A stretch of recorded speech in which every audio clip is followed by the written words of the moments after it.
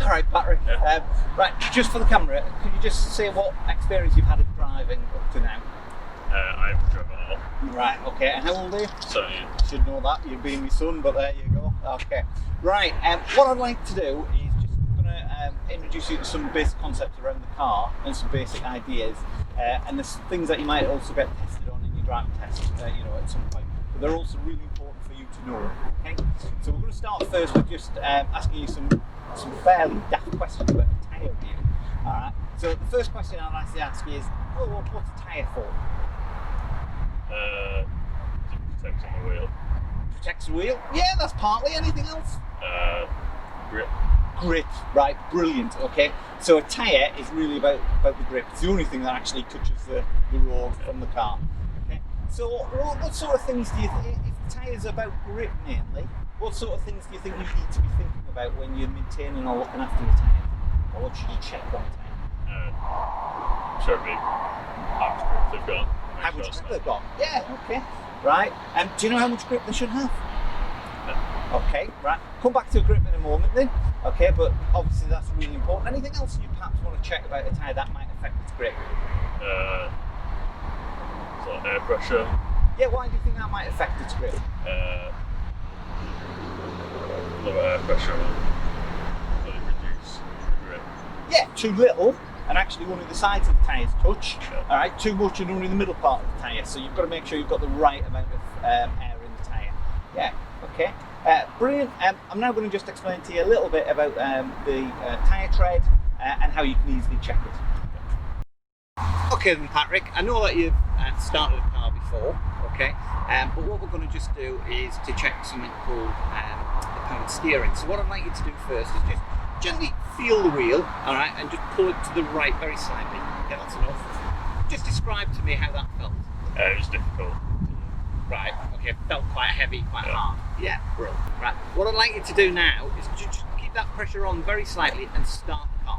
Clutch it, that's it. And what happened there? Getting less to just on. Yeah, so that immediately tells you that the powered steering, what's called the powered steering, is actually working on the car because it's quite difficult to turn the wheel fast on turning. So you always want to just be able to check that is working correctly. And if nice, switch the car. This is your chance to do a little bit of acting now, all right, if you don't mind. Just show me what would happen if you had to stop the car suddenly. What would happen to you if the car had to stop really suddenly? You go forward. Okay, just show me. Go forward, then what will happen? You go back. Okay, just show me that. Okay, right, and what does your head strike? The headrest. Headrest, okay. And actually the correct term for this is a head restraint, because what would happen if that head restraint wasn't there? What would happen to your head? Go follow that. What would that damage? Yeah. So actually, this is as important as your seatbelt, because what it does is it helps to protect your head and neck in the event of a collision. Okay, either by if somebody ran in the back of you, your head would go back, or if you had to stop suddenly, in front, you'd be thrown forward first and then back in the head restraint. So, do you know how to correctly adjust your head restraint? Yeah. And where should it be set to? Do you think? I'm not sure. Wants to be set sort of Yeah. above the height of your ears, so that your back of your head strikes it quite centrally.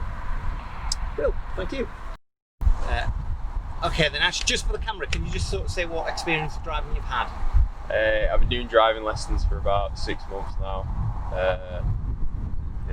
Okay, that's fine. Yeah, so you've had about 20 lessons, I think. Yeah, around about. Yeah, more or less. Yeah, brill.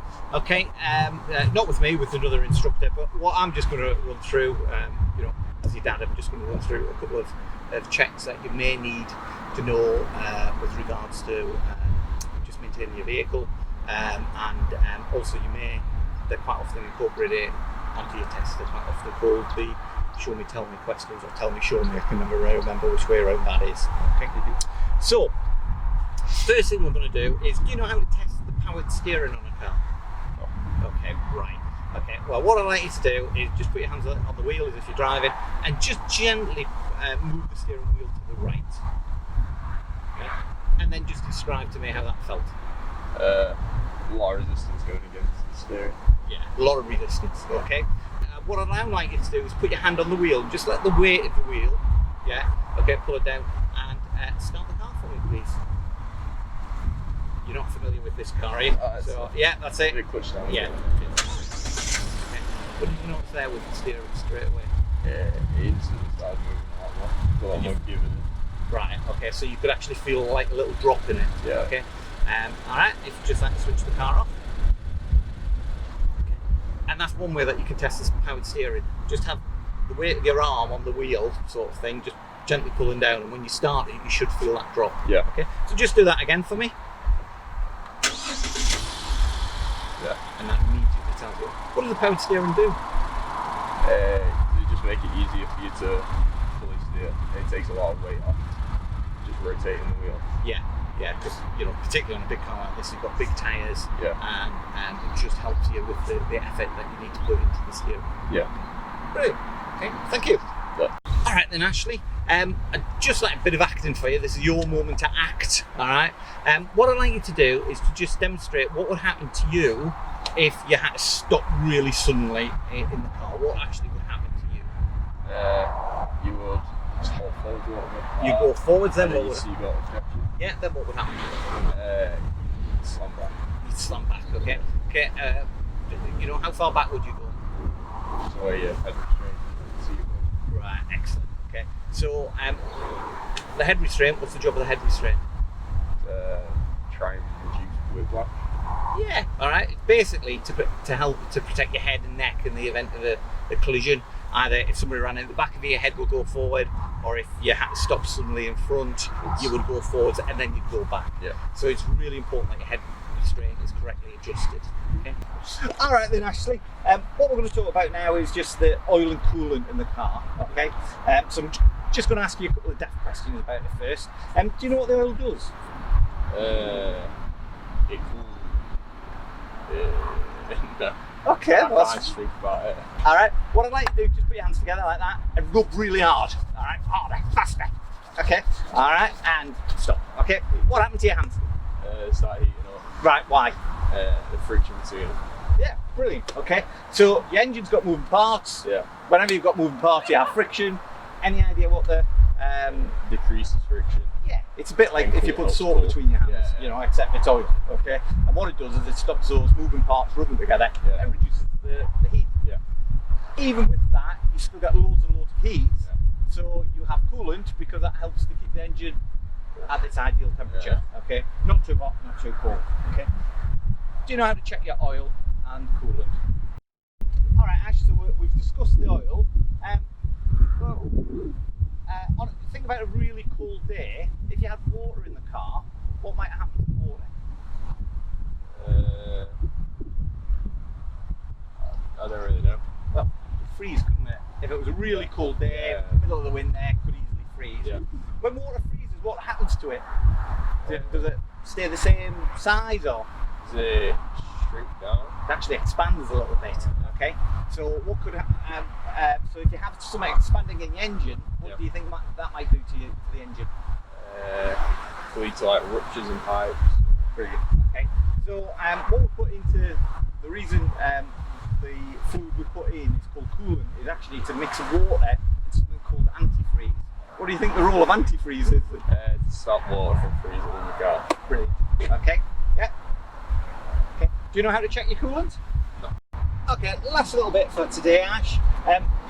Just want you to tell me what you know. Well, what's the tyre for?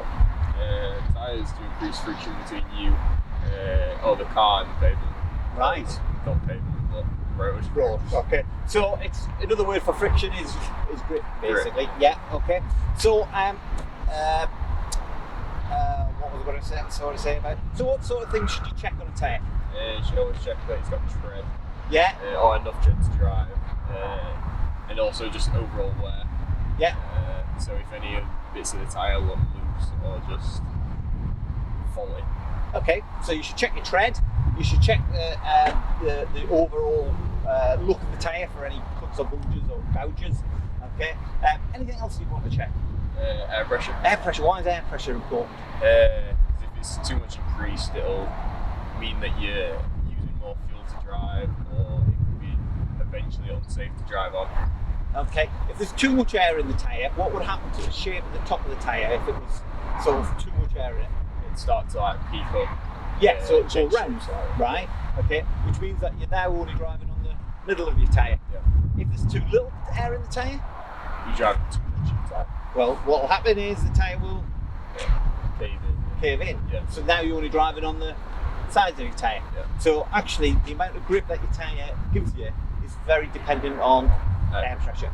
So there's a couple of things that we need, well, three things that you need to check: the overall wear and tear, which you identified brilliantly, your tyre pressures, and also the amount of tread. Yeah. Do you know how to check those?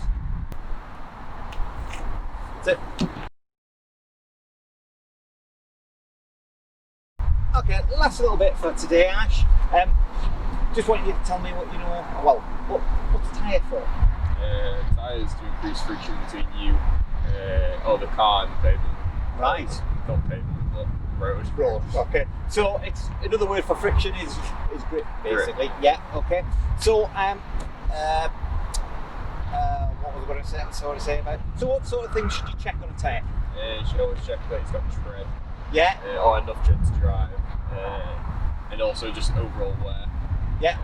So if any of bits of the tyre look loose or just folly. Okay. So you should check your tread. You should check the overall look of the tyre for any cuts or bulges or gouges. Okay. Anything else you'd want to check? Air pressure. Air pressure. Why is air pressure important? 'Cause if it's too much increased, it'll mean that you're using more fuel to drive, or it could be eventually unsafe to drive on. Okay. If there's too much air in the tyre, what would happen to the shape of the top of the tyre if it was sort of too much air in it? It'd start to like peak up. Yeah, so it'd go change shape round, slightly. right? Okay, which means that you're now only driving on the middle of your tyre. Yeah. If there's too little air in the tyre, You drive too much inside. well, what will happen is the tyre will Cave in. cave in. Yeah. So now you're only driving on the sides of your tyre. Yeah. So actually, the amount of grip that your tyre gives you is very dependent on air pressure. So there's a couple of things that we need, well, three things that you need to check: the overall wear and tear, which you identified brilliantly, your tyre pressures, and also the amount of tread. Yeah. What we've done today is we've filmed some film clips using my sons as a way of just showing some ideas about how to encourage young people not only to understand what they should do, but why they should do it. Quite often I refer to this as a funnel, and rather than starting with technical knowledge like, you know, tyre tread is 1.6 millimeters, what we're starting with is understanding the general principles and then working from those general principles to the technical knowledge. We've deliberately kept the clips very short, and we've only covered the areas with regards to that first bit, the general principles, because driving instructors know about the technical knowledge.